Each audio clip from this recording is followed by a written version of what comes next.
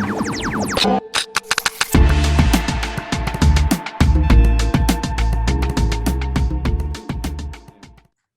the boat going down next door, you're making bags. You're making marbles and glass stuff too? What was that? Like over the summer, you sent me some work that was like totally different than what you normally do. The snow globes. Yeah. The snow globes are made with like trash and ocean water, and like I collect the water and garbage from like the same site, like from around the world. And it's kind of like a micro hyper version of like ocean acidification. So there's actually ocean water that you collected in those? Yeah. Wow, that's cool.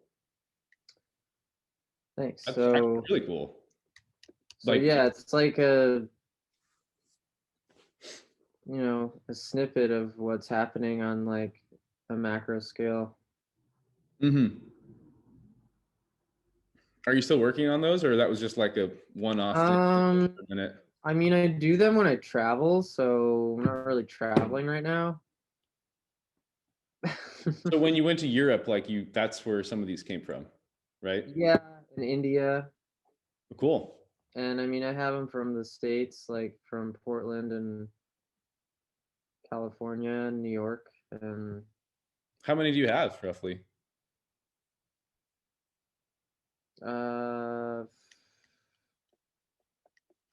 4. Okay. You're gonna have to get all oceans collected. Yeah. I mean, haven't made one in a while. The one I made out of like the Gowanus Canal in New York here, it's like the water's just turned totally black and like bad. Like once it's in there? Yeah, it does strange things once it's like because it's creating like an anaerobic environment. Right. Inside of the sphere. Huh. Yeah. Wait, so what's the format of this? It's a podcast, but it's a video? Pretty much. Okay. Yeah, I mean, it's like a long format conversation, but basically you can record on Zoom for like an hour, I think, for free. So, right. This actually came like I was editing for the Method Makers, like they're doing like a graffiti podcast, and they did it this format. So I'd edited like 10 of them in a row. Oh. And I was like, oh, this is actually super dope and easy to do. Like, I'm just gonna do it with my friends. Like, why not? Oh, it's gonna be edited? Well, not really. I mean, all I do is like take this, put like an intro and an outro on it, and put it on YouTube. Okay. So I probably shouldn't be talking about that part. What, the podcast and whatnot? No, I mean, who cares? Like, that's the whole point. Is like it should be like a fucking kick it, like like it's not supposed to be like the Jon Knox fucking only episode where he has to explain his whole life. It's like you could be on the show as many times as you want, like All right. Like being that person that's like right before we got on here, you're telling me about like the federal marijuana thing. Yeah, like, dude, there's so much shit going on in the world, and like there's only so much bandwidth I feel like that we all get, like that. It's like that's fucking sick, but like, dude, in my world I'm just like focused on so many other different things. Like I'm stoked about it, but like also like I just don't know, like how can we all know everything at once, sort of. Oh, did we lose John? We lost him. He's back.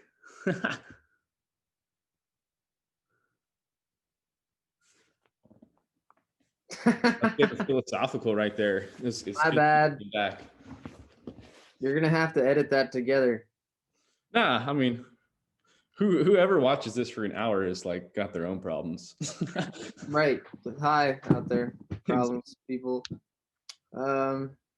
But all right, so you made some of the like a technical difficulties screen right there. Yeah. It accidentally closed the Zoom. You're so Clearly, I new to don't the know how to use platform, Zoom. dude. It can't handle you. Right. Are you holding any crypto right now?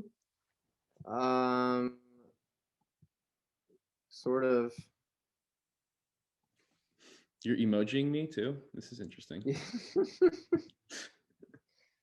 Sort of. What do you mean? How? Like you either holding crypto or you're not. Like what do you mean? It's complicated. Oh, I'm shorting Bitcoin right now. I see. So you're like tethered up. No, I'm shorting it. Right, but that means your money's out of the market, hoping it's going to go down, right? No. Oh, like you took a call that like a position that can short it. I'm doing a leverage short. Oh, look at you bad boy. Be careful. Yeah, With the leverage. I don't fuck with that shit. That'll fuck you. Yeah. Or it'll make you. I mean, it's like one or the other. It goes both ways. Definitely. No, I don't necessarily take the risk because like I don't need to at this point anymore. Like there's enough in the fund working that like it's not worth it to like be super aggressive with it, you know. It's easier to just make small plays and take like 5% gains. Yeah. But not very exciting, you know. No, I've got some stocks right now. Like what, Tesla and Netflix? No. I had some EV stocks and then I sold them on Friday and then they tanked on Monday. Uh-huh. So that was good. So you're winning a little bit there. Definitely. And I've got 3 different like psychedelic medicine pharmaceutical companies. Oh, that you're like buying stocks in or for? Yeah. Cool. Based out of Colorado or West Coast or? Canada. Oh, nice. All the psychedelic pharmaceutical companies are based out of Canada. At this time, or their headquarters are there, but they operate in the States as well. Have you been to Canada? Yeah. Did you like it? We were in the middle of nowhere. We were doing a portrait for weed CEO for Business Insider. And yeah, we were just out in like the farm country around Montreal, but like even further, just like in between New York State and Montreal. It's just all like farm country. It was an old Hershey's chocolate factory that is now a weed grow operation. Oh, all right. Basically saved the town. Like once Hershey left in 2008, the town was basically nothing, and then weed was legalized, and that brought a lot of jobs. Damn. But the weed game is just fucking going insane right now, dude. It's still like not profitable. Well, I mean, like, I'm trying to get stuff for my friends, and they're like, "Okay, we want $3,000 for this." I'm like, "Are you serious? That's literally double what it was a couple years ago." Well, that's profitable, but these big companies aren't turning a profit still yet. True. Yeah, maybe some of the major ones are still in the red because they're like heavily invested in their setup or whatever. But yeah, I don't know, like some of the stuff that like Jeff and those guys are doing, like they're about to get hooked up, I think, with the dispensary and be fully legal. It's fire. in Massachusetts. Yes, I think. I can't remember. They might be doing it for Maine, I think. Maybe. He's in Massachusetts. I know he lives there, but like it's where it's legal. I think it's also legal in Maine as well. Oh, probably. Yeah. But he came up for Thanksgiving and he just hooked it up with like, dude, some of the best stuff I've ever seen, like, or at least since I've lived in the Bay Area. And yeah, it was just like he could only give me like a quarter of an ounce, you know, like that was it. Like, unless I wanted to buy like a pound. And it's like, right. It's just too much for me. Interesting. Yeah. Weird. But yeah, they're balling.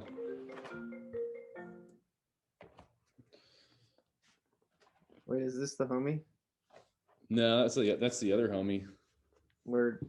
I'm waiting Yeah, for. I hope he comes through. That would be cool if he can get on. the psychedelic stocks are like the new weed stocks, basically. Like, so is there a lot of volatility in them where there's a lot of action like along the way, or are you taking like kind of swing positions, like trying to I'm like just gonna make a keep 30% gain off like by waiting 6 weeks or something like that? probably or more. Okay. I mean, a bunch of the stocks I've been watching lately in the last couple of weeks, up until a week ago, did like 100%. They dipped 100%. No, they did 100% Oh wow. in like a month. Huh. Several. That's pretty And Danny good. Mick, yeah, Danny Mickelberg has been like, we've been chatting in a group chat with me and Austin, and Austin is like super into technical analysis, so like I'm kind of picking up some things from him with that Uh-huh. Uh-huh. because it's Nice. I like, didn't know you guys are getting all into that. That's cool. yeah, I mean the technical analysis is pretty. I mean, it works, I guess. I don't know. It seems I like think it it does. works. It does for crypto. I mean, it does. It works probably like 80% of the time. Sometimes it's wrong though. Yeah, But sometimes. there's a good chance you could find a window and be like, there's a trend happening here. I'm gonna hedge my bets towards it. That's cool. I have Yeah, to get more into like the stocks. Like I spend so much time in crypto that like there's literally no bandwidth or interest for me beyond that. Like once I'm like done with 4chan and crypto, I'm like, I don't want to fucking open up some other app and start trading stocks. well, you don't have to trade; you just buy them. Well, eventually you have to sell them to profit. Well, yeah, but like, there's some you can just get and not have to think about. Like a blue chip, something like Apple or something. Not Just necessarily that. I mean, this company that's like 50 years old, it's cybersecurity just listed on the stock exchange. And it's like they work with Amazon, Walmart. They do like TSA pre check and they have like other federal government contracts. what's the name of it? Telos, Telos. TLS. Oh damn! Watch out! It's gonna go through the moon because everybody's gonna watch this podcast and say Jon Knox said to buy this. Yeah, right. No, but the cybersecurity industry is like everything will be cybersecurity. Yeah, like, do you use Brave right now? No, what's that? It's a browser like Chrome, but I Oh, think it's superior because there's no ads and you get huh. paid in crypto to use it, and it doesn't Hmm. like just sell all of your data to advertising companies. Word. But I mean, it's it takes so long for everybody to like switch over to this like there's so much information out there. It's hard to like get everybody to wrap their heads around it at once. Yeah. You should definitely buy some of these mushroom and LSD related stocks. Yeah. Do you know the names of them? Like, Yeah. What? yeah, put them out there. Like, let's promote them. Let's see. Mind Medicine is one that's got some guy from Shark Tank as Uh-huh. an investor and another prominent trader. But they are developing uh, ADHD related therapies using LSD. And it's called Mind Medicine. Yeah. That's cool. And What is it? What's the trading at right now? What's the price so we can document this officially? on November on the 1st of November, it was trading at around 90 cents, Mm-hmm. and today it's $1.80. Wow. Did it just get listed or something? It IPO'd back in mid-September, I think. Or no, it's hard to, I'm not sure when it IPO'd. Maybe March. It's up That's a 10%. pretty like sick return though. It's For up 10%. well, yeah, I mean, you said 90 cents in November. I mean, that's up over 100% now. All over the month, yeah. I mean, Nice. it did 11% today. What do you trade on? What's your use the Robinhood or Well, for stuff like this, you have to get it on OTC Think Sheet. oh, so this is like some kind of like a more obscure thing. I see. Okay. You can't get it on Robinhood. Gotcha. You have to have a real trading account. Right. Right. So yeah, see, this is what I mean. It's like there's so much to each of these games, right? Like a lot of the reason that I'm so successful with the crypto that I am managing is like just because these people that are giving me the money to trade with don't know how to access what I do. Like there's Some of the simply not trading that much more websites, than that. I mean, you have to run a VPN if you want to do any shorting or long positions with leverage. Oh yeah, I mean I definitely run VPN and like they're even closing accounts from the US to Binance right now, depending on like if you have an amount that they're like thinking is fishy or whatever. And like I don't know, it's Hmm. making bigger waves in the pool isn't always like as fun as you think it is, because like it doesn't really feel good to be watched so closely, and I don't know. Right.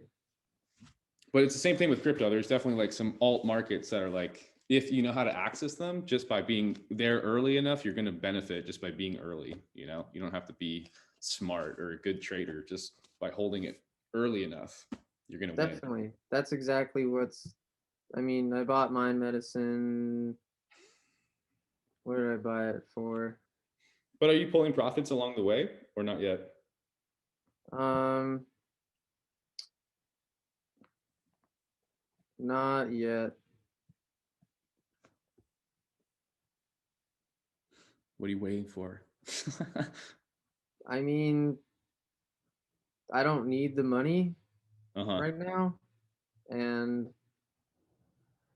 I believe in the future of psychedelic medicine as a legitimate, like, healthcare. Yeah. Oh, for I sure. mean, it works. Like, Hey, what's up, Aaron? Hey, how's it going? Sorry I'm late, guys. hey, You're good. We were just talking about buying psychedelic stocks, so I thought you'd be interested in that, Aaron. Oh, cool. So, what, buying stocks? Well, How does that? he's been doing really well, I guess, in the stock market. He's been buying psychedelic stocks out of Canada, right, John? they're Canadian companies, yeah.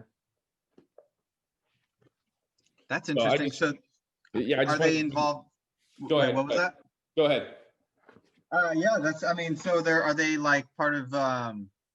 They're like therapeutic aimed companies, or what? Are they? Yeah, they are like there are a bunch of different companies that are all in like different phases of clinical trials right now. Some have gotten out of clinical trials and are working in, prescribing these therapies. Um, but the couple Wait, that so I John, am looking, can you tell me a little bit about your experience with like, obviously you said you support these therapies, you think they work, they're going to be beneficial, but like what experiences have you had with them that have helped you heal or I don't know, grow or whatever? oh, I mean, they just doing psychedelics and like psilocybin and LSD, it forces you to really just like look at yourself and what you may or may not want to change. And like there was some like stupid meme that was like a guy riding a bicycle and he's like riding the bicycle, and the riding the bicycle is like the psychedelic trip, and then someone like puts a stick in his bicycle wheel, and the stick and the bike wheel like obviously causes you to fall off, but the metaphor of the meme was like the stick was facing your self, like your personal traumas or your unwillingness to change what it is. And that's like when people have a bad trip, is they're like faced with themselves and like what they don't like. And it all happens so fast. So by the time you've lapsed over what it is you're, stuck on, you're now having a bad trip, and that's all you're having. I've never had a bad trip. Yeah. I've definitely had some bad trips, but I agree with you. I think a big part of it is it's kind of the same thing with like meditation. A lot of people have this notion, and it's important, like that meditation is just about like relaxing. But I think meditation certain times, can be very, oh shit. Oh, did I lose? Oh, okay. That was weird. I thought I lost internet or something because like my app just flipped away. All right, anyways, but like as I was saying, was like meditation, certain times it can be very stressful. And I think like the quote bad trips that I've had have also been very transformative. I think for the reason that you were saying earlier about like not being able to run away from your problems, because like in real life you can't always just like default to, oh, I'm going to run away from this problem. I'm having a fight with my girlfriend or my parents, I'm just going to run away. They end up following you, and I think psychedelics help you remember that. Yeah, and I mean, not every bad trip is based solely around like internal strife and struggle. It can be, totally an environmental factor. Mm-hmm. I'm just surprised that you've never had a bad trip, Jon. Like, like you've never been like at Burning Man, been like, all right, I got to just leave right now, or like, no. I don't know. Not saying it has to be bad, but like where it gets like, maybe intense or like uncomfortable to a certain extent. Like, that you took a substance that's going to like eventually fade, but like for the period of time that you agree to take it, like it could be like really, really uncomfortable at certain points. Like, I remember Mike one time, he was telling me about getting, it was like the first time he took some LSD, and he got like a Subway sandwich or something. And like, he was watching the guy make the Subway sandwich, and he was like, dude, I could see like I could count every single one of his arm hairs. And it was like the arm hairs were starting to go into the sandwich. And, like, I wouldn't say that's a bad trip, but like that would be like an uncomfortable like moment, where you like have to like put on your big boy face for a little bit at the Subway. I mean, that's like, the first problem is like, you shouldn't go try and order a sandwich while you're high on acid. That's true. Yeah. Like, you're not really hungry. Probably not. No, you just think you're hungry. Because you're trying to be like normal when like that's not a good use of your trip. It's trying to do a normal thing. Nothing is normal. It's also, it's important too with a lot of the stuff. Like if we're going to recommend, that the general public do go out and try psychedelics, that it is like in an environment, because setting, we've always known that that's really important. And if you're unsure, you should be with someone who can take care of you. If you start going down a dark hole, they can be like, it's okay, you're safe, just go. Totally. Like you're gonna make it, And that's like what they're doing with like MDMA and psilocybin therapies, is they're guided by usually 2 physicians.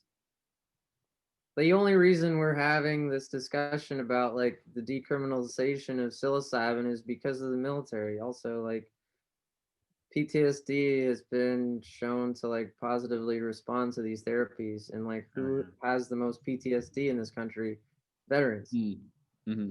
Mm-hmm. Like, and the military, as against Schedule 1 drugs is the federal government is, like the military also wants to be able to fix its problems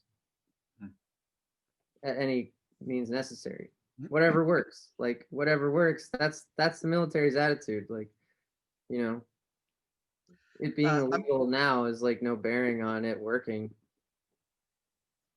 I'm curious, like as you're because it's definitely like a rapidly expanding industry, especially as we're, starting to see more and more studies that are coming out and confirming it, like overwhelmingly, that these types of therapies work and they're efficient. Like you don't need to, it's not like Prozac where you need to take it every day or something. You do one or two sessions and, you're gone. Mm-hmm. I'm curious, as you're like investing in the space, how are you navigating it? How are you trying to separate like, okay, this is just hype, or these people have a legit business model. These people are doing their things correctly, or maybe these certain people are being a little too cavalier, or if that's. I mean, anyone that's begun clinical trials has like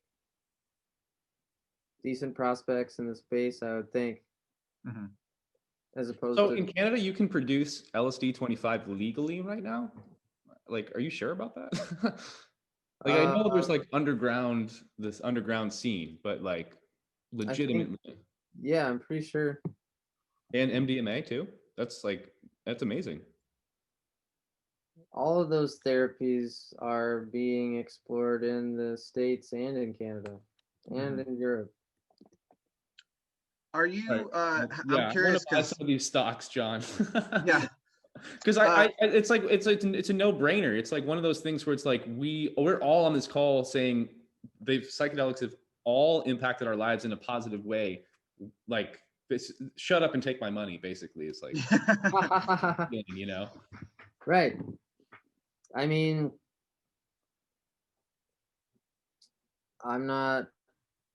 I can't say how much is hype or isn't, but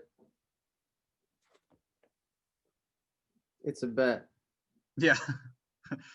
Yeah. All financial advice is, of course, subject, to your own discretion. Yes, of course. But yeah, no, it definitely makes sense. I'm curious, as someone, you probably sounds like you know more about the industries involved. Are you seeing any? Are you excited about any players who might not be in the like production of the chemicals, but like, because I remember when I first started, like, Michael Pollan's book came out, How to Change Your Mind and stuff. And this has been an idea I've been playing with for a long time, is creating, like, in the future, there would be a place where you could go where you would take psychedelics under a very safe, set and setting, but it might be an innovative form of sort of therapy where, like, almost like it crosses the border between like a therapy session and like maybe going out, like going to a bar or something, where it's pleasurable and something that you can go and experience, but it's done in a safe way, not like, hey, come over here and pay us and we'll give you a bunch of drugs and then you party and then get out. But more like, the future would be some sort of experiential place that is designed as the ultimate place for you to go through some sort of psychedelic experience with trained people around there. Have you seen anybody doing, like, getting ready for something like that? Have you seen any kind of the experiential side around that? I mean, it's not like firsthand, but I know that, I mean, there's like guided ketamine therapy in the Bay Area and Berkeley through like a psychologist. There's like a couple places like that in the Bay Area. I think we have ketamine here in Austin. There's a ketamine therapy place my friend started working at. Yeah, they're popping up all over, and the difference with ketamine is that it's already legal. Yeah, it's a pharmaceutical. Yeah, they already give it to people. Yeah, prescribe it to people. They gave it to all those kids that were trapped in the cave in Thailand. Oh, really? For what? The soccer team. But like, why did they do that? So they could get them out of the cave because they were terrified. Yeah. Jeez. It's anti-anxiety and like a super antidepressant. Like, people who are in like a threat of like killing themselves, like really high danger for suicide, if you give them ketamine, it's not like a permanent fix, but it will like lower their, like, it'll erase that kind of like, I'm about to kill myself right now. It'll like completely decimate that. And then just to the level at which you can now talk to the person and settle them down and stuff. Yeah. I mean, I've tried it before, like in more of a party setting, but it didn't Not feel good. like it felt very abstract. It felt very different. It felt very different than mushrooms or LSD or That's even not where you DMT. want to be. What's that? You don't want to be at a party. Well, yeah, probably not. Probably not. But like I would almost not even say that's a psychedelic. It was almost like a isn't it considered a disassociative or something? I mean, It's a disassociative, yeah. Yeah, yeah, it's like an out of body experience kind of. Or like that's how I would call it. I I had would. a mean trip where I shot up to space over the playa at Burning Man, and my skull and spine was separated from my body, and then I was shot back down to Earth, and then I woke up. It was like the craziest visuals I'd ever had, and I don't usually get crazy visuals on LSD or mushrooms. Were you like in a confirmed K-hole then for this experience? It was like a K-hole rocket ship because I was also on acid. Wow. Oh shit. So that's what you think that's what people are experiencing when they go to the doctor to get this? Like No, no. no. I don't think they're doing the same high level of dosage. They're But not putting it's people in K-holes. intravenously injected into you. I mean, I would feel like it'd be even faster and harder if you ask me. Like better than snorting it or whatever, however else you'd administer it. Yeah, I mean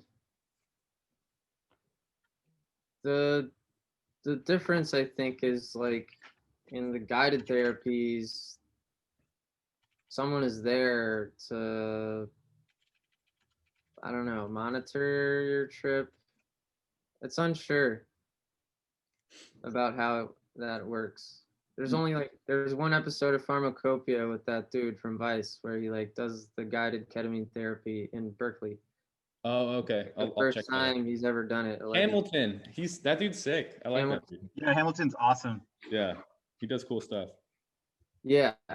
Um, but like the mind medicine company, they're developing using every type of psychedelic for anxiety, depression, addiction, ADHD.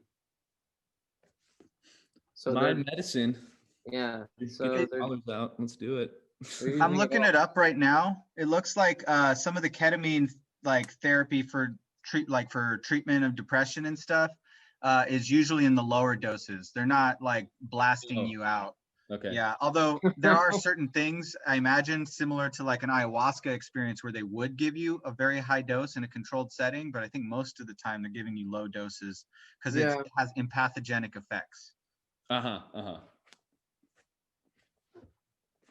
Wow, I didn't expect this episode to go so psychedelic so fast, John. Yeah. What else have you been up to? I mean, you're making bags.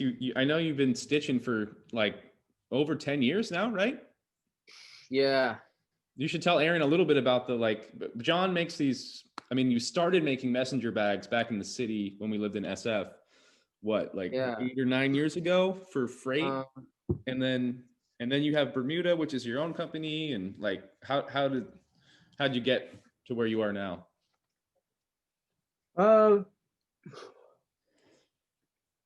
How did I get here? I mean, I just try to, I'm casual with the brand and like don't try to overextend myself like by taking out loans or whatever. It's kind of just like all self-funded, so keeping it small has been manageable, and it's still, working out through the pandemic where like lots of other small businesses have had to close because their overhead, and I don't have any overhead, which allows me to continue to operate. Was there somebody or like some brand when you were growing up that you saw and were like, I want to make bags like that? Or I'm curious what. No, to get I into. wanted to make bags because like, I mean, my attachment to the idea grew from just like my attachment to like my backpack growing up. Like your backpack was as much a part of you as any as or even more a part of you than your article of clothing. Like growing up in elementary, middle, and high school, like we would like draw all over our bags and like put patches on them and shit and like whatever. Like so that is kind of like when I was 18, I began to realize that like everybody needs a bag. Everybody needs a bag. There's a lot of people. It's true. And that means there's a lot of bags. I still use, like, you gave me one the last time I came over, and it was for my my bag went missing on the plane. Remember, like they lost my luggage. Yeah. So I didn't have a toiletry bag, and you gave me that. I still have it. I mean, I think it's sick. Yeah, you'll probably have it forever if you don't lose it. Yeah, I mean, unless the airline loses my bag again. Yeah. Don't let them get it. I like that though, like that you're like feeling like being a kid again and being like your backpack is important. Like that, it means something. The way your bag looks, the way you wear it, like what's in it, like everything. That's interesting. I'm glad you said that because I would have been able to never connect those dots on my own. Because like there were so many people coming up in the Bay at that time when there was like freight was coming up, and then there was chrome, and there was like the fixed gear scene. So like it was easy to be like, oh yeah, of course you're into that. But like literally not that many of my friends have a sewing machine that are actually producing work year after year, and it's getting consistently better, and you're getting hired for it professionally. Like, like you have a lot of skills. We grew up skateboarding and taking pictures and, with cameras and whatnot, but then like just to have this take off for you is like, I don't know, there's nobody else in our friend circle that has any of this going on. Like, no, there's nobody that showed you how to stitch, or like, I mean, you just literally broke it down by yourself, which is like, I think the most impressive part about Bermuda. Thanks. Yeah. Did it start with you just like wanting to make your own bag, just being like, I can't find the bag that I need, so I'm just gonna make my own? And then no, I was not good when I started. They were bad. Yeah. I think Mike Cabarta has one original one, maybe. I had no idea what I was doing. I was using like my grandma's home sewing machine, and then I worked making bags for another company for almost 5 years, and that's when I really learned like how to properly construct a bag. And then from 2012 until now, I've been doing my own designs in the brand. That's really cool. And yeah, like because I make everything myself, it's made to order. Like I can take breaks or whatever. I mean, like this last year, I didn't make any bags for like, I don't know, almost a year or something. As it goes with any creative process, like sometimes you need to take a step back.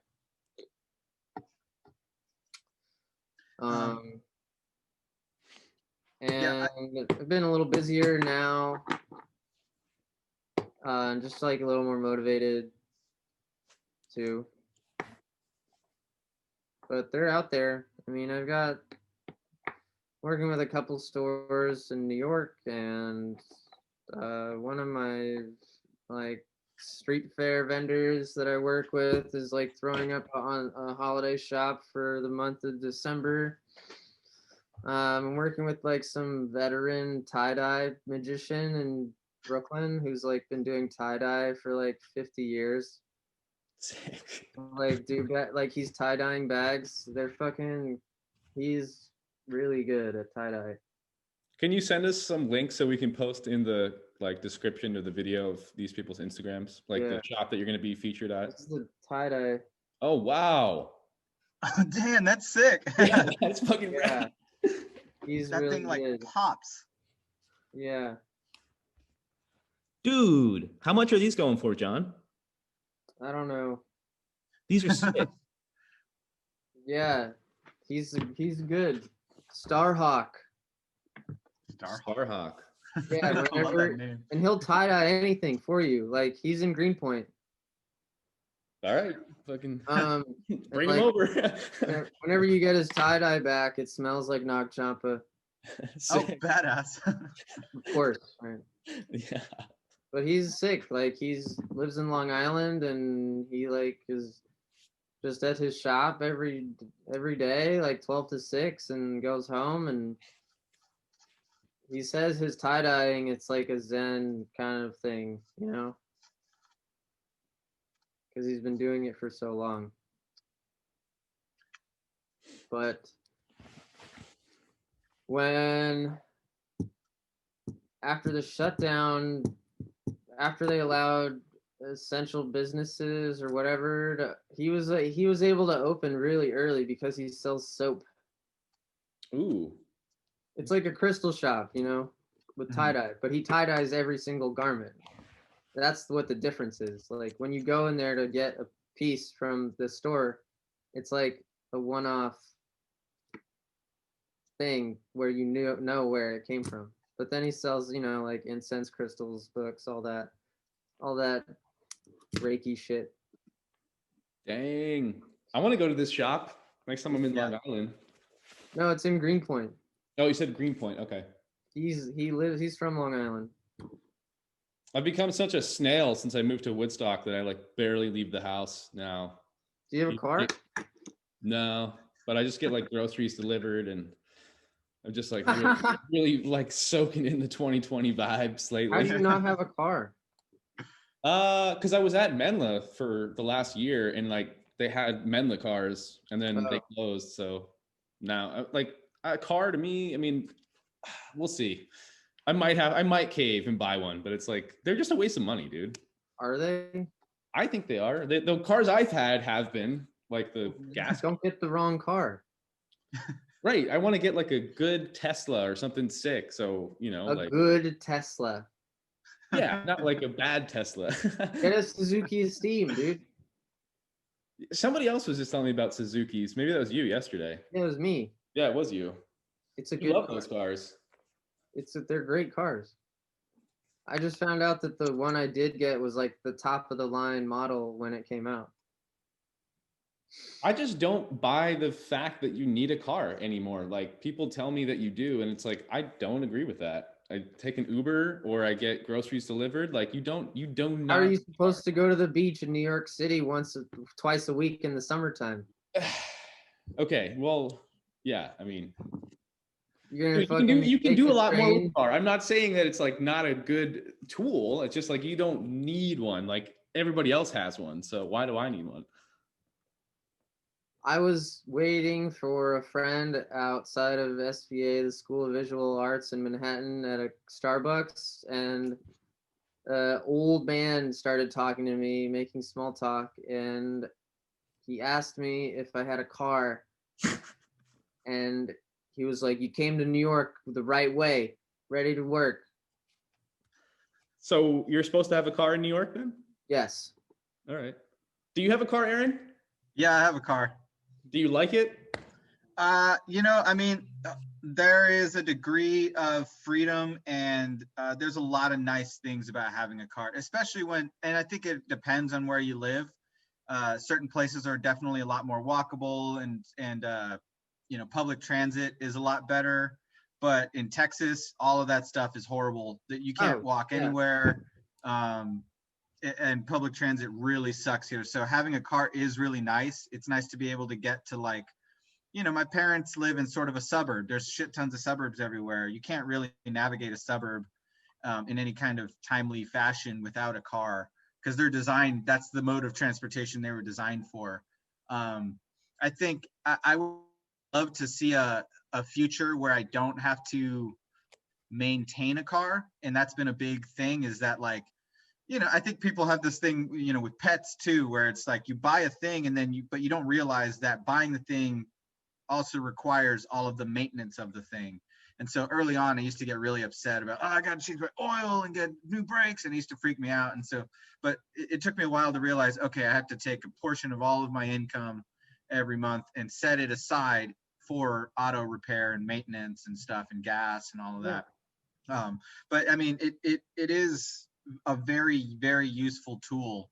I would ideally like to see something like Uber or something, but more so where it's almost like collectively owned and like, okay, I need a truck because I'm going to be moving Friday. So I'm going to trade in my car and switch it out for a truck or something, just kind of like short-term leases so that it's easier and like it's funded by the amount that you rent.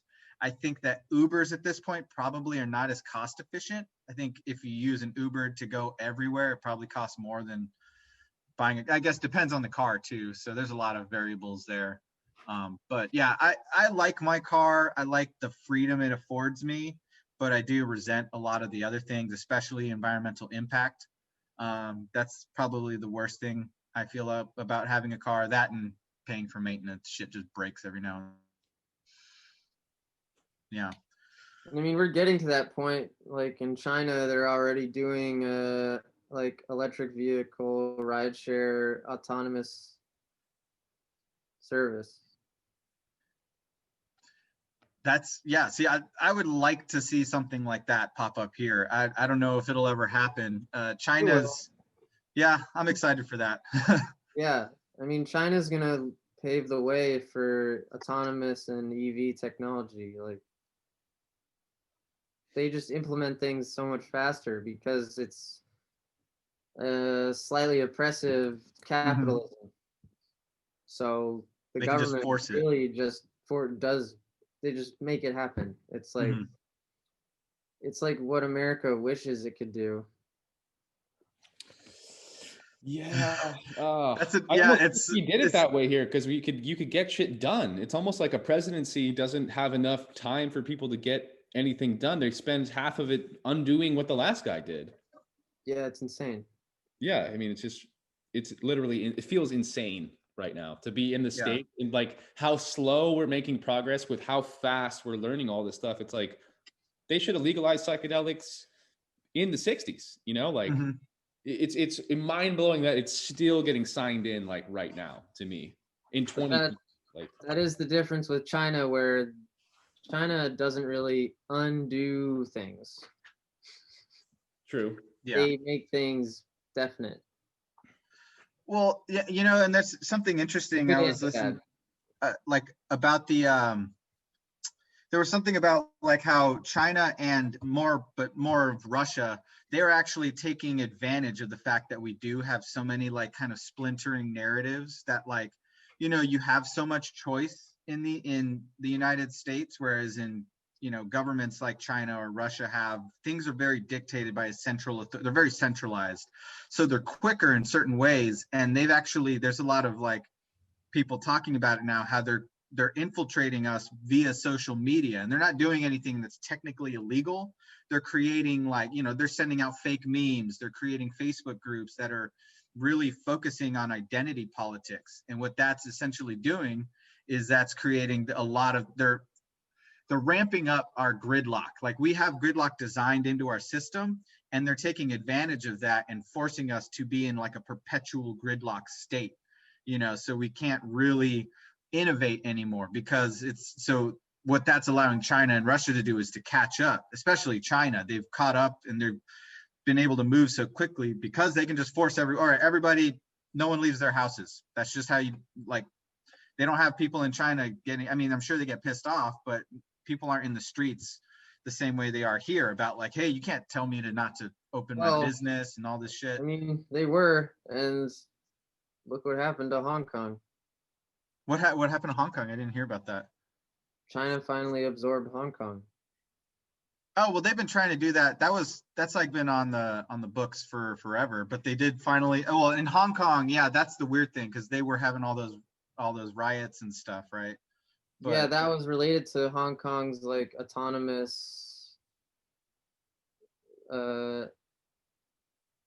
status and Mhm. like people were not able to be extradited from Hong Kong for speaking their mind, and that got squashed And this Oh. happened during the coronavirus? right before.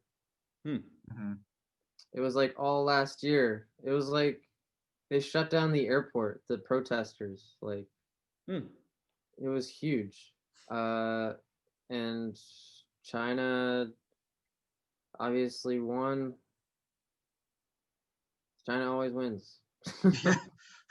They're brutal. Have I either of you been haven't to done China much before? research, but it was like right after the coronavirus. I listened to, I think it was a Freakonomics podcast with Stephen Dubner, and he had a guy on there, and they were talking about, is this the beginning of a new Cold War between us and China, and a bunch of like kind of what coronavirus will mean in the future between U.S.-China relations. But there was one thing he did sort of mention in passing, is that the possibility of a regime change in China, because it's really difficult to fully understand the picture of what's going on because they restrict information so much.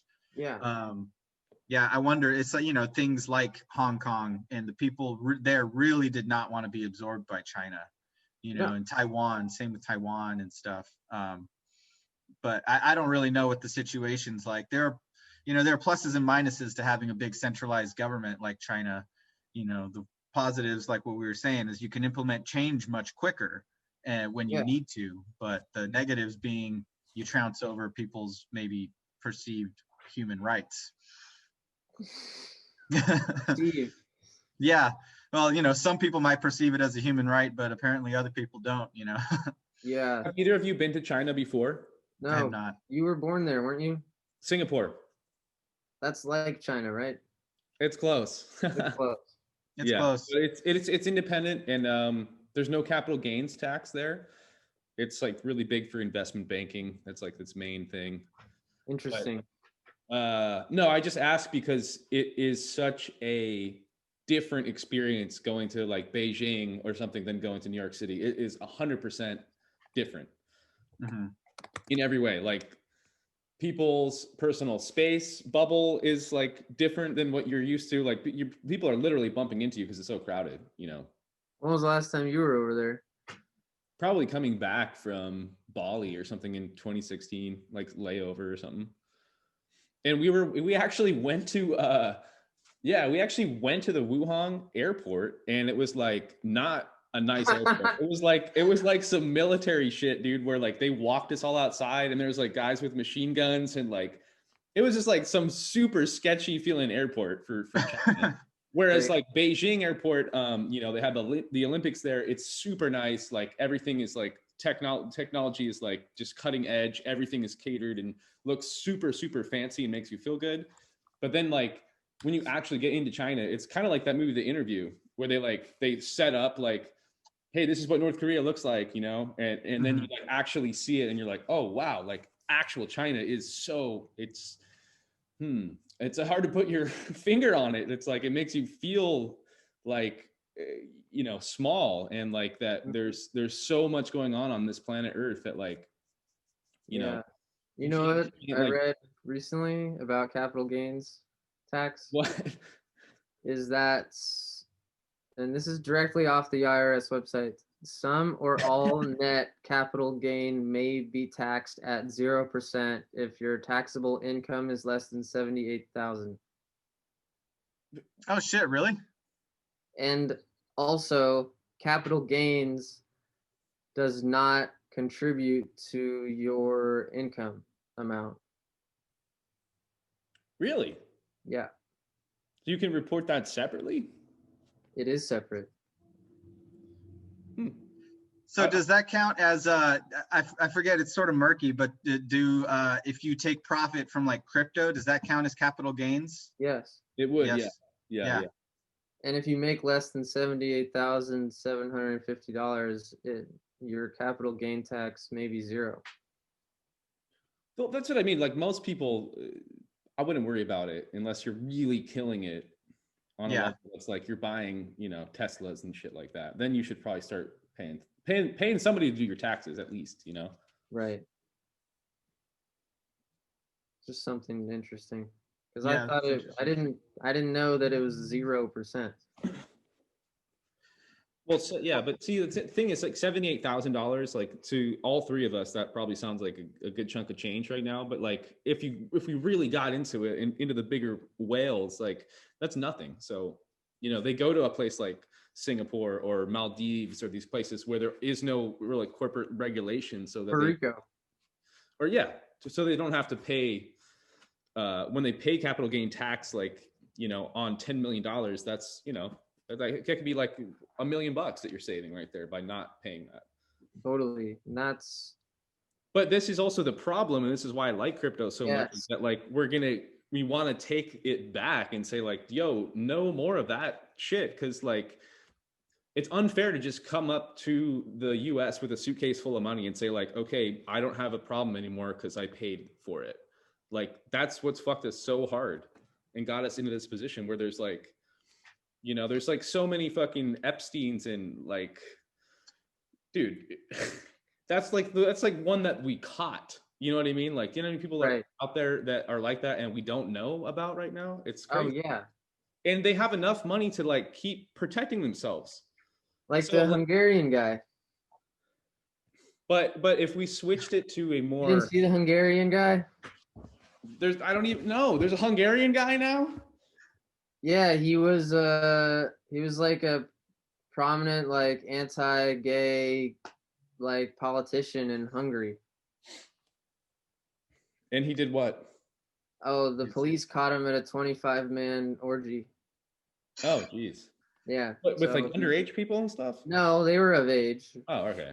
Well, but he was just like strongly outspoken against homosexuality, and he was like at a orgy with tons of dudes. It's just like, it's so obvious. It's like when someone walks around just being like, we need to get the queers off the street. It's like, gay. It. Like, how many times does this have to be fact before people learn? Like, just what's the problem with gay people? Just let people be people. Like, let them fuck whoever they want to fuck. Those are the non-closeted people, the ones that are passe or whatever. Let people live how they want to live. Like, those aren't the ones who are hiding in the closet. Yeah, it's the ones that hate gays. Yeah, you gotta watch out for. But over and over. So when they caught him, he only apologized for breaking coronavirus, like gathering law. He was like, "I'm sorry, there was 25 of us.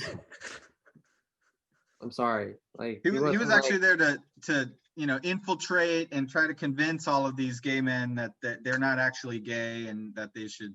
Yeah. Right. Yeah. So that's what he was doing there. He had the best of intentions to de-gayify all of these young men. Yeah, totally. Jesse, there's good news out there that's very entertaining.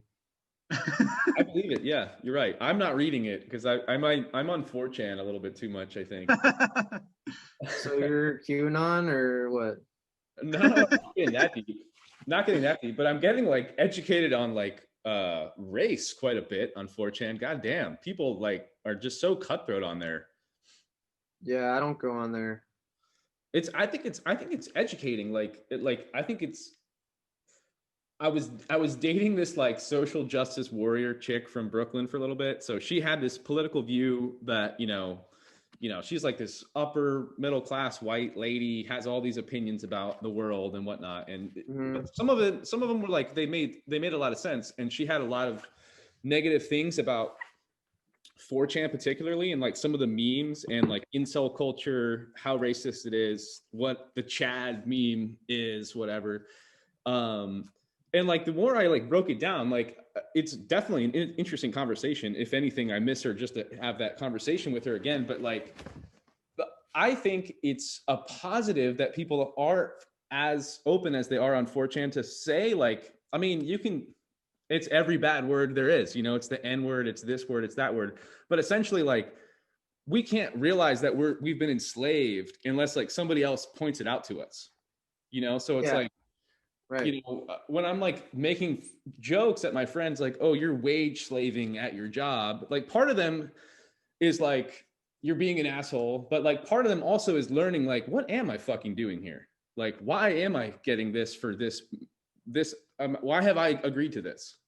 Like, Yeah. so like if we don't have that freedom of speech, even though it's like mean potentially, or like it could be hurtful if you don't have a thick enough skin, I think it's like, it's, at least for me, it's what's needed to like to grow, to like get better. Like when we would grow up skateboarding, like there was, if somebody that was like cooler or older than us like said, you can't do this or something, that would be like motivating for me to like get better, right? Like Right. there had to be this level of like fuck you-ness in it, Mhm. a little bit, for people to progress. Like, do you guys feel like that at all? Or is it like, all right, we should just eliminate racism, everybody should just pretend like we're going to get along and not like see differences in each other? Because even if you think you're not racist, you are. Like, it's institutionalized into our culture so heavily. I mean, people have been fighting each other over their differences for millennia. Yeah. Like, so with that though, like, do we keep the discussion like all of the people, politically correct, or do we like warring factions of Vikings, and like,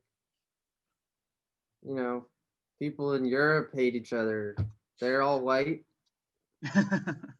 like the fucking Germans don't like the English, and the English don't like the Australians and the New Zealanders, and no one likes the French. And I did, to that point, I've been thinking about it a lot. I heard a quote, I think earlier today, and I don't remember the exact wording of it, but it was, I think, by William James, and it was something about like, whoever contradicts me is my friend, or something like that. Something to that effect. And the idea is that like conflict is a necessary thing. Like, we do need to be exposed to ideas that we do not necessarily agree with just offhand. And I think a lot of that's sort of the problem, is that people get so triggered and so upset by someone voicing something that they don't agree with, that they end up fueling it. Because it's like, if a social justice warrior type person comes out, and then like if someone voices maybe something about like, I don't know if I agree with reparations, and they're like, don't you realize you're just a fucking privileged douchebag, cis asshole, blah, blah, blah. It's like, you're making the problem worse. You should listen to what they say and then try to have a civil like conversation with it. But by going over, then you're just giving that person more fuel to go into like more conspiracy theories, or to start learning about white supremacy and joining up, because they feel like, oh, these people aren't judging me, but these people clearly are. And it's, I think we're creating a culture where we're just putting ourselves in, I only want to hear things that I agree with. I don't want to hear things that I don't agree with, because they trigger me and they upset me and they make me feel uncomfortable.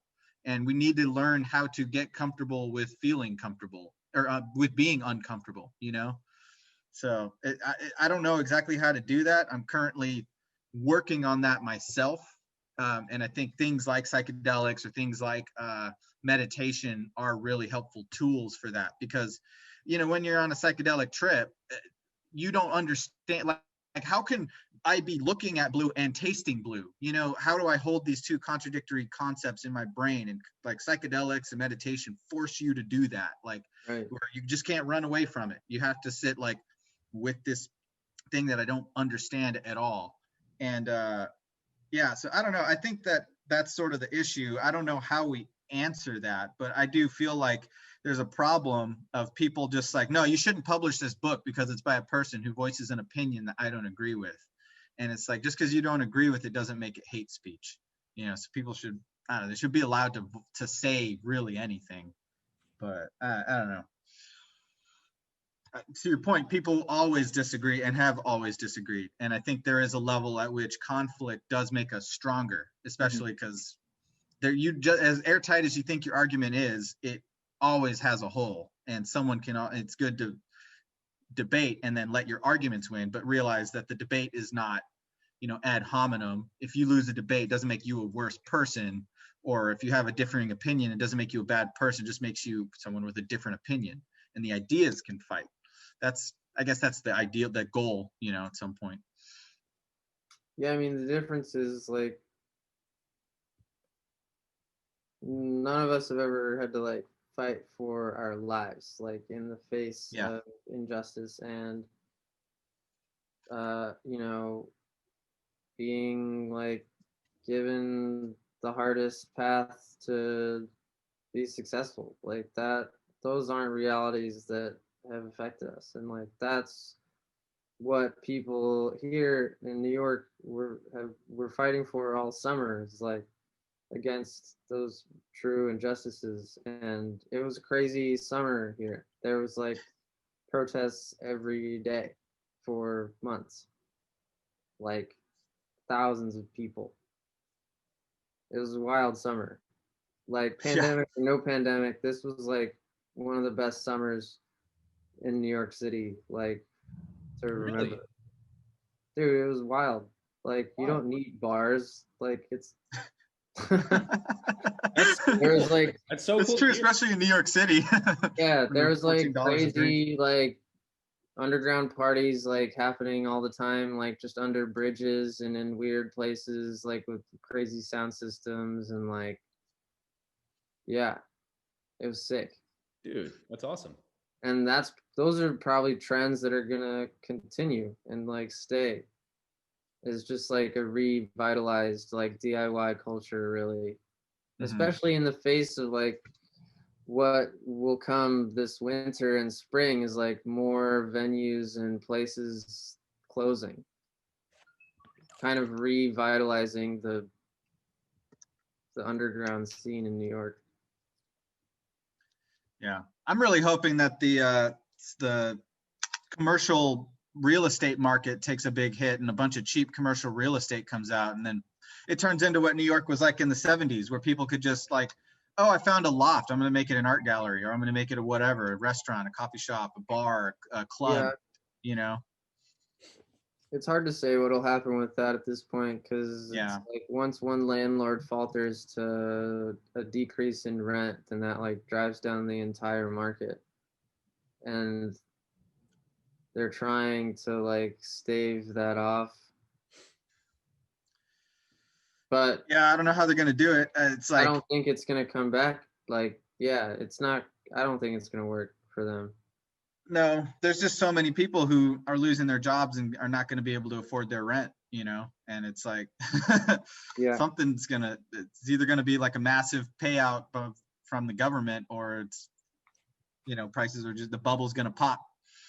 And we all knew this. We didn't fix anything after 2008. I don't know. It's like what people are expecting, the market we just brushed everything under the rug. So, yeah,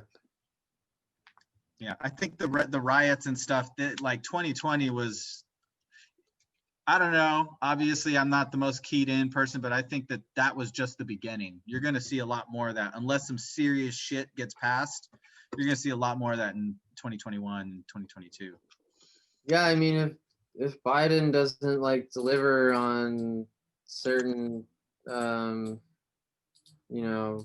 points that the protests were trying to make, then yeah, people protest again. But like a huge part of that unrest like just came from the fact that Trump was the president too, because of his stance on everything. Like Ferguson happened under Obama, but it didn't like turn into what it was this year, which was like every major city and around the world like protesting police brutality. Yeah, actually, that's the craziest thing, is that it was all over the world. People were protesting in France and fucking all over the place. Yeah, and then the celebration that ensued on the night that the election was announced in Biden's favor, that was crazy too. Like it was just a party all day in New York and all night. It was like insane. It was like so sick. It was the best place to be. Like, I don't think any other city was doing it like that in the States. Maybe like in other places where there's a lot of people out already, like New Orleans, but like not in Los Angeles, where here it's just like everybody leaves their house and it's instantly a party on the street, like because there's so many fucking people. But there's like sound systems like everywhere, and like it was sick. It's cool to hear you say that, dude, because like my connections to New York City, they have, they've basically moved out of the city, and they're like saying, oh, the New York's done, it's done for the next like 5 to 10 years. So to like have your perspective on it is always refreshing, because these are like friends of mine that are in their 40s, they're in a different place in their life. But even when they were moving out, they were like, our whole building felt like it was moving out of the city. Right. Like, a lot of people were like, we're not going back for the next couple of years, probably. Yeah. I mean, New York has a way of surviving, like the people that are here, that are from here, they're not going anywhere. And those are the people that make this place what it is, and under any circumstance. Like, the people getting out are the people who can get out. It's like the people who are like, like, and I'm going through the same thing right now with like working to make like landmark designations of buildings in Bushwick in my neighborhood. Like, I'm getting to know these people from this neighborhood who've been here for 40, 50 years, like back since before the 70s, before the blackout, like before the 1979 blackout in New York City, or 77, whatever, late 70s, where like Bushwick was just on fire, like burning to the ground, and had been burning to the ground before the blackouts because of like crime, poverty, and drugs. Like landlords who'd owned houses in this neighborhood for decades prior, since like the early 1900s, didn't want to be here. They were just paying kids from the neighborhood to torch their buildings for like insurance money. And then the blackout happened. Damn. And then the neighborhood has just been like decades of city neglect and gentrification planning like since then. And a lot of those people are still here who have seen it all. They've been here since no one wanted to come here. And now it's like a cool hip neighborhood, and they're all like, it's such a polarizing place. Like, I remember being there at I think it was like 4th of July, and it was just fucking so cracking, dude. Like the fireworks all over Brooklyn, and then people just going nuts all over the street too. It was like that this summer, dude. It was like 3 months straight of like fireworks every night. Wow. There was like a conspiracy that the fucking FBI or whatever was like selling fireworks. Why? Why would they do like that? I don't know why. To cause civil unrest or something? Yeah. Yeah. I guess.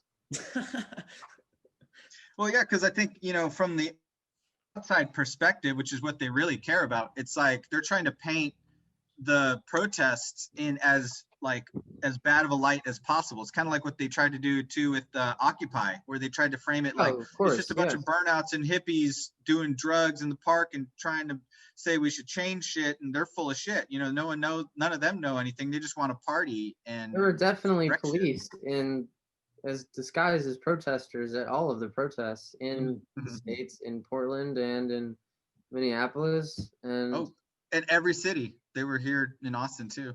Yeah, everyone knows. Like people do not give enough credit to the feds. Like there's feds all over the place, like in regular ass clothes, just fucking pretending to be a civilian. That's their job. Like they're out there. They keep the country as safe as it is. Like we have to credit that to the federal government. Like there were specific incidences in these protests that were like sketchy, recorded on video of individual bad actors causing damage that basically started the riot in Minneapolis. Like, you can trace it back to this one white dude with a mask on, like hiding his identity, Right. being confronted by people with a camera asking if he's a cop, and then he just runs away. But Like, dude, all right. I mean, straight up, who, even my brother's a cop, and you know that. And like yeah, he knows that there's guys in his fucking unit or whatever that's like, this dude's a little bit more of a douche than that guy is. Like, that's just human nature, right? Like, like not everybody out there is a fucking good person just because they work in law enforcement. yeah, but they shouldn't be starting riots as the police. No, I know. I'm just bringing that up only to say, like, maybe we have, like, yeah, there is that, but then there's also like, there is a need for like people to be safe, I think, and to have it be monitored to some extent. Like, then I don't know. I guess that puts me a little bit more into a conservative point of view, but like, I I do mean, credit our country being really, really safe, like comparatively. And there's a lot of motherfuckers in here, and guns are legal. Like, the right. fact that like more shit like George Floyd and stuff like that isn't going down right now, to me, is surprising. I mean, there's been twice as many shootings in New York this year as there was last year. Really? Yeah. Yeah. Wow. People are spending more time in their neighborhoods, and just whatever goes wrong. Like, Yeah. Well, the shitty parts of New York are really fucking shitty, So that's something I think, just from my perspective. I mean, it's easy for me, people are bored. I feel like to look at New York and just kind of be like, why does anyone live there? Like especially when coronavirus was like, New York was the epicenter of coronavirus. It was like that place, there's like nowhere that's comfortable, like it's just gray buildings all over the place. There's just people everywhere. You can't be alone, and just all of that stuff. I'm sure you get used to it. And like New York has a lot going for it, but I think a lot of people who don't live there are just like, It was crazy. and That was almost like the best time of the pandemic was during the height of it, because I would go out at night and ride my bike. I rode my bike from my house over the Queensboro Bridge down 2nd Avenue to Chinatown, and I saw like 20 people yeah, see, that's fucking awesome. in Manhattan. It was like the most unreal experience ever. It was like never ever will be like that. I mean, it's still pretty quiet if you go out late at night like that, but not as it was. Like, you didn't hear car horns. Like, people like weren't honking during the height of the pandemic because they knew like how in distress like everyone was and being affected by this. But like that slowly faded away. Like, people are back to being like regular New Yorkers and honking. Yeah. Yeah, but it was a moment in time where there was like a courtesy. Yeah, it's almost like a lot of the shitty people who would normally just be all over New York and kind of making everything like worse, they were all just kind of holed up in their houses, and all the like kind of chill people were the ones who were going out and like being outside. Like you ride a bike, so it's like, oh, that's nice. You go out and ride your bike all over. You're not in the subway or riding the buses where you're just cramped with people in this like dense, smelly urban environment. Yeah, I mean, people were freaking out. They still are, man. It's Yeah. just such a big deal. It's the They craziest thing still that's are. happened in my lifetime. It's got to be. Yeah. Like, as far as I it mean, impacted and just changed our lives, like overnight, all of us. Yeah. What's next Yeah, for you, John? How did you get that background on there? It's so yeah. I gotta figure out how to do the go to backgrounds too. preferences. Preferences. Okay. So, what's next for you, John? Like, how are we gonna end this thing here? You're doing some pop-up shows, you said, for the end of the month, right? Something like that, yeah, online. And do you have anything that's like you can let us in on, the juicy details of some new project or? I don't know, a book or something? I'm making a mug. Oh. What does that mean? I'm trying to get like a ceramics project going. That's cool. Trying to make a viral mug. Viral mug. It's gonna be all cool looking. I don't know, designy. I'm using computers Wow. to So design a mug. to make a ceramic mug, you need to use a computer. I'm not understanding this. Yeah. Like a 3D printer type of thing? No, it's just like a waveform pattern, like egg crate shaped foam, like egg foam, you know, Uh-huh. but on a mug, That's cool. but like smaller, like a lot smaller. I'll have to see a picture. I'm not getting this. That's where, yeah, it is complex. Buy psychedelic stock. Buy psychedelic stock. Yeah, that too. Psychedelic medicine is the future. That's a cool mug. What's Aaron got there? Oh, it's a whale. It's a vertebrae. Why is he muted? What is that from? Like your chiropractor office? Can you hear him? Aaron, we can't hear you. Oh, there you go. He's back. So you know Aaron from when you lived in Austin? Yeah. What were you just showing us, Aaron? We lost your audio.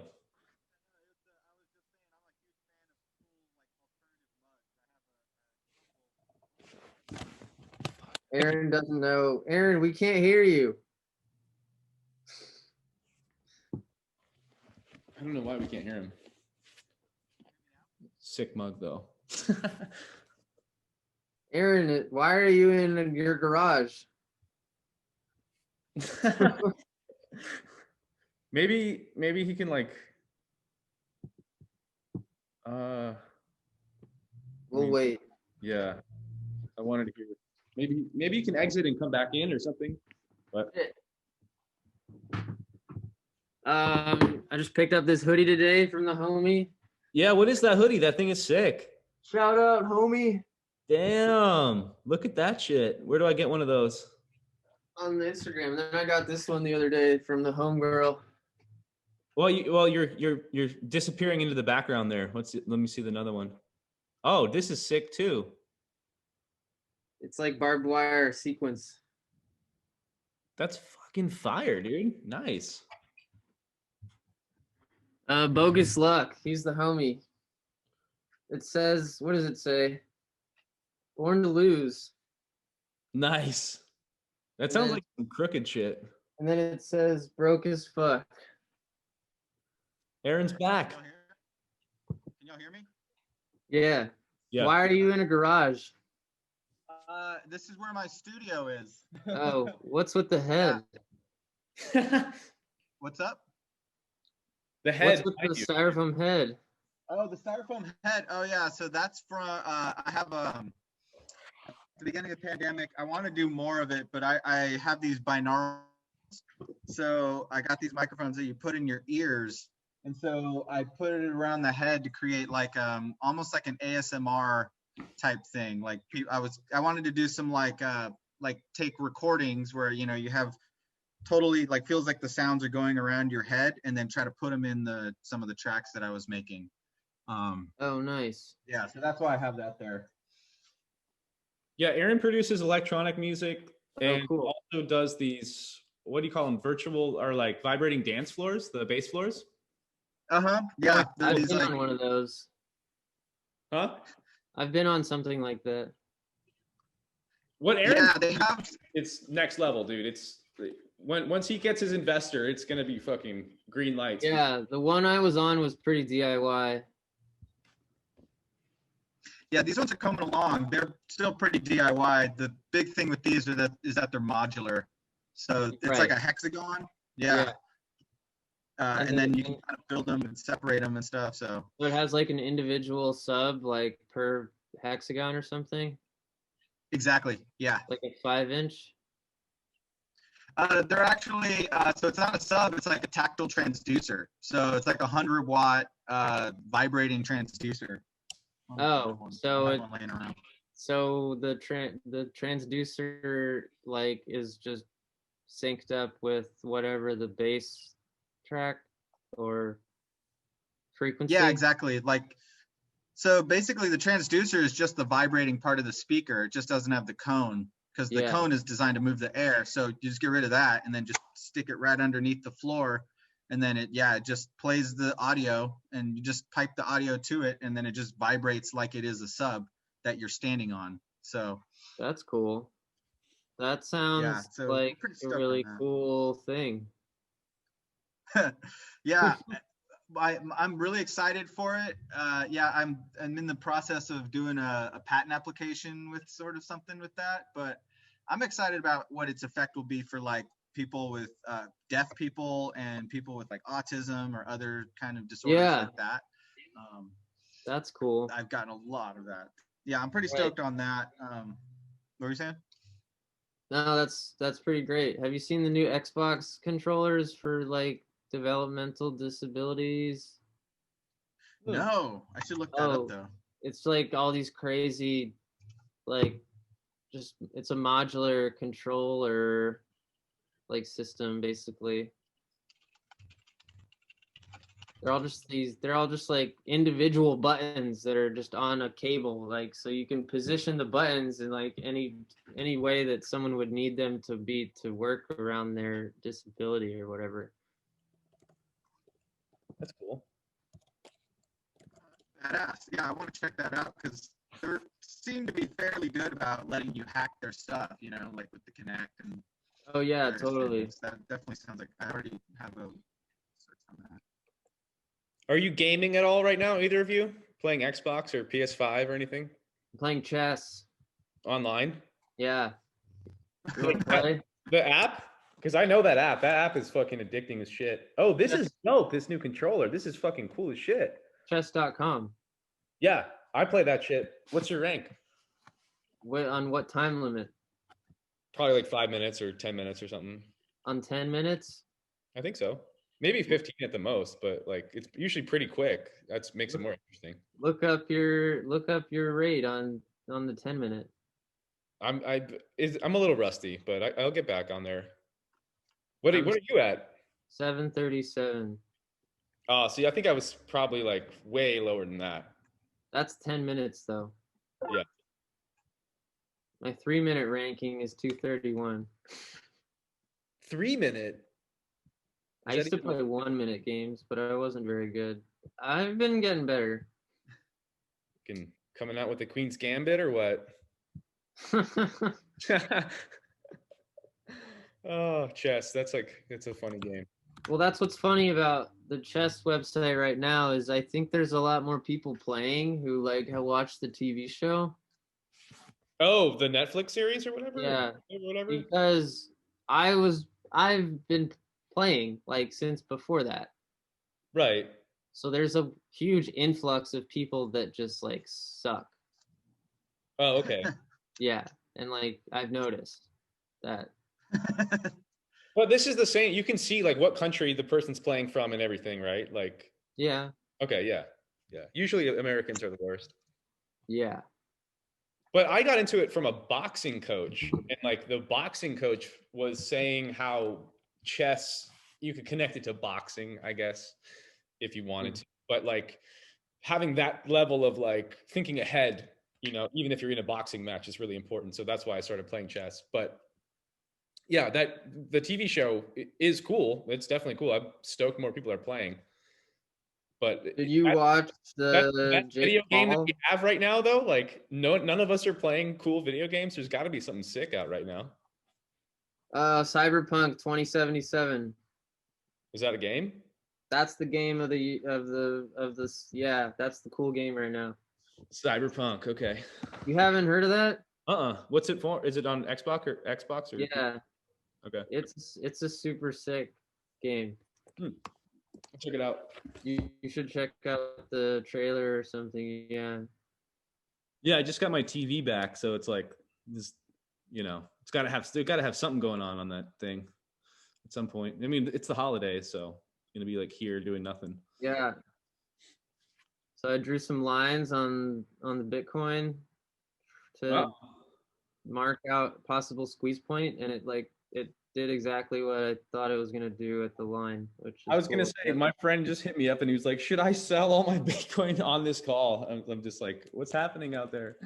I mean, there's a good chance that it's just gonna do exactly what it did the last several months, but in the opposite direction. Yeah, I mean, Just like slowly go down to something. true. Gosh, I don't believe it until we break the all-time high personally. You But did. it broke 20K like what, yesterday or something? No, that wasn't the real all-time high. Oh, Back in 2017. Mm-hmm. yeah, that wasn't the What was all-time. it? I thought it hit like 20K or something. I was close in 2017, 19.5. Okay. Well, we've hit that, right? Like it's broken that. No, actually, it was 19,783. And right now I'm looking at it, it's like 19,000 exactly. Like I don't know why everybody's freaking out. But it didn't create a new high. Not yet. It hasn't. No. No, it still hasn't broken the 2017 mark, Yeah. I didn't think which so. is which is like, I mean, I wasn't confident that it would break 20,000. Really? I think it's going to. I don't think so. Hmm. It's so, think about all the people that bought it at like 17, 18, 19,000. Like That's a lot of people. from 2017, you mean? Yeah, Not all of them held though. Most of them sold at a loss. but you don't. It's hard to say like how many of them out there that waited till now to break even. True, but but the thing about crypto is like you can just look on the blockchain and you can literally look at the wallets holding Ether or Bitcoin or any token and be like, okay, these people are obviously know what they're doing or they don't. Yeah, I mean, so basically on TradingView, this is what I use. I use these two indicators. Uh-huh. The moving average. I like how that was like disappearing. We can't see the actual. Yeah, it was like blending into the background. Yeah, it was. So the purple one is like the RSI, the relative strength index. Uh-huh. And so basically when it's at the bottom line is when you want to buy it. Right. As you can see, it coincides with that. Yeah. And this is the like, I don't remember what it's called, but it shows the, what was it called? Where are my indicators? I can't remember right now, but you see the green lines. That was the squeeze point. Right. That was the trend line. That's the bottom. That's the trend line for the bottom. You draw the trend line from the top of the most high, the previous high. Mm-hmm. And then you get a rough idea of where you're going to see a breakout. Is sort of how it works. And it broke out exactly there at the squeeze point. And I thought it was going to break down, and it did. Right. You said earlier in the call that you were shorting Bitcoin, so you're waiting for it to break down right now. Yeah, from 19,000 something. But I think if Bitcoin goes down right now, that's good because it'll send all the profits back through the alt market and it's going to kick up all the coins that I'm holding. I hope.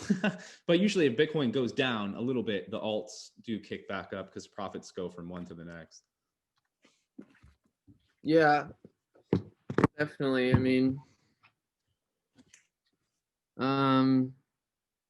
what is it? The other I watched this weird video of this strategy that was written about in the 1920s, relating to the S&P. So what did the guy say? So there's another indicator that's the moving average band. And the band also displays around it like 1% above and 1% below, like the moving average. So basically this technique that this guy's talking about that's really old is using like a leveraged ETF. So like when the S&P 500 is above the 200-day moving average, you're supposed to buy this leveraged ETF, and vice versa. When the S&P 500 is below the 200 moving average, then you sell. And it's like a way to kind of like hedge yourself in the proper direction, because the ETF is like doing the same thing. An ETF is a collection of stocks. Right. And it's a safer way because the ETF is only going up and down by like 75 cents or like whatever, 35 cents. So if you're on the correct side of that 75 cents and that's your position is of a certain size, then that's like a lot of money. We should have you on with Daniel. We're gonna have our friend Daniel on Monday, who's gonna do like a crypto deep dive with us. Word. A little bit about like Tezos and the platform. Yeah, he's really into Tezos.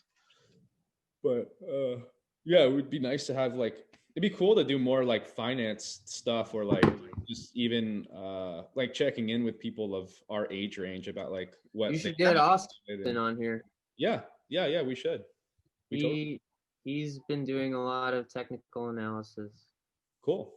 And can like speak at length on who in the space of TA is reputable and whatnot. Okay, well, the one thing I wanted, like before we wrap this, or I just don't want to leave the call without asking you about the Blender show, Jon. Oh, right. So BYOB, it's a show about how food tastes when you put it in a blender and drink it.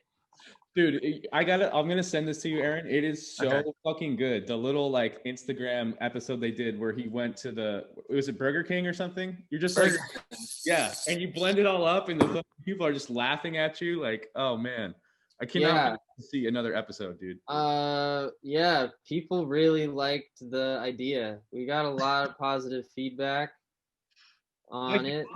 One of the comments was like, "This is how you win New York," and I was like, "This is exactly how you win New York. You guys are gonna do it."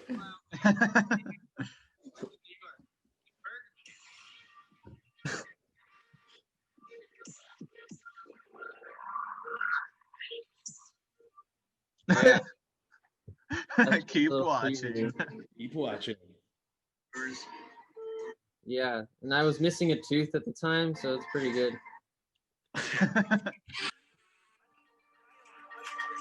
Shit, work.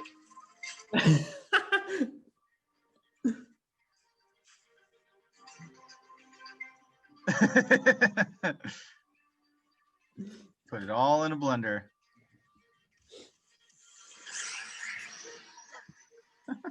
Yeah. But that's with it's a good time. Apine that you shot that? Who shot that for you? Yeah, Alex did. We did it on an iPhone. Great. It looked really awesome. Thanks. I directed it. Yeah, you usually have to do that for him. Yeah. as Alex is. Yeah. We should Yeah, get we gotta. doing. What's up with that cat? Oh, I don't know. Nothing. Trying to decide if he wants to move out or not. Fair. Yeah. But yeah, BYOB next episode 2 coming soon. All right. Yeah. Don't keep Can't us wait. much longer. Oh yeah. Also, before we wrap, I also just dropped a track on it just went live on Spotify today. So Oh, I'll nice. spend the rest of the day promoting that out. So Hell yeah. What's the name of the track, Aaron? it's called Forces. Forces? On Forces, and Shadow Sweat is the name. So I'm working on. I got to do a bunch of editing for the video later today. So, but yeah, that's what I'm working on. But I just wanted to plug that before we wrap up. I'm stoked. Yeah, what's your Instagram too, by the way, Jon? Jon Knox Czar, or cool. Bermuda_SF is the bags. Is there anybody else you want to shout out in the comments or anything for the show? Bermuda, Ray Pine, your bags, yourself. Back, obviously. Who else is out there to promote? The Jon Wilson show on HBO. Okay, what is that? How to with Jon Wilson. All right. You gotta check it out. Okay, I will. It's hilarious. I believe you. Yeah, it's a good show. Jon Wilson. How to. All right. Who's the guy on Comedy Central that does the parody show? Trevor Noah? No,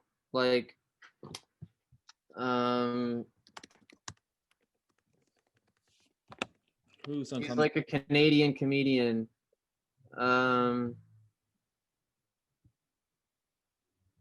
Fucking. He did dumb Starbucks. I don't know. Nathan Fielder. Right. Oh, yeah, he's great. He's the executive producer. Oh, for the Jon Wilson show? Yeah. Sweet. you haven't seen Dumb Starbucks though? No. Oh, you gotta Google that. Okay. Right after this. I will. That one is great. With Nathan Fielder. Yeah. Word. What are you doing for Christmas? Are you talking to me? Yeah. I'm just staying right here. I don't know. Yeah, same. Yeah, I think we're gonna throw a psychedelic pajama party for the solstice on that weekend and just have a rainbow party. Yeah, just I have so many goofy hippie friends up here, and my roommates are all they're awesome and want to play and hang out with sexy people. So we're just gonna have a big party and see what happens. Do they boof?